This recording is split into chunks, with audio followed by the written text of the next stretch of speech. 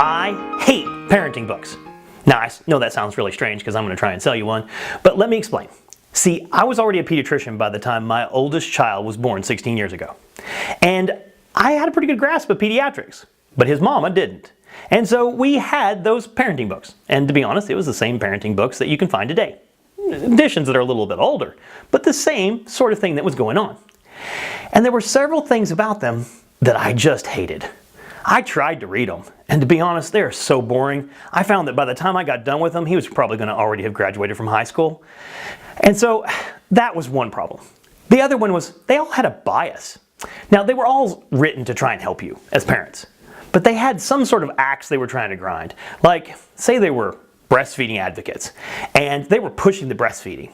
And if you couldn't, which was the case with my oldest child, or you didn't want to, it left you feeling inadequate as a parent. And I didn't like that. I didn't like the guilt in there. The other thing that I didn't like as a pediatrician was the developmental sections. See, they have a nasty habit of publishing the 50th percentile. I'll give you an example. Let's take crawling. And you're reading your book and it says they should crawl at around 9 months. Now that's not really what happens.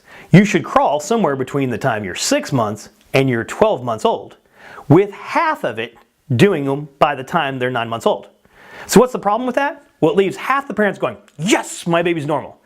And half the parents going, what's wrong with my baby? Is there something wrong? And then they get to ask me, and I have to reassure them, which is hard because they've read this expert in the book, and I have to go against the expert's advice. I tried to combat each one of those things that I hated about my parenting books. So I tried to make it fun. So I put cartoons in there, and I tried to make it a fast read so that you could read this thing cover to cover and not feel like you just read the encyclopedia. And so it's got some fun anecdotes from my parenting experience, from my pediatric experience, and then I did something completely different. With my last child, I wrote a blog every day for his first 2 years of life, in which I tried to see the world through his eyes. Which is funny because a lot of times he's arguing with me as the pediatrician. Because let's be honest, the baby's going to see those shots and some of the things that happen along the way very different than we are as a parent or a pediatrician. I also put that developmental section completely different so that you see that range and you know exactly when you should get worried if your baby wasn't doing it. And then I tried to write it with no bias. Now I had the same motivation. I wanted to help you as a parent, but I didn't want you to feel guilty.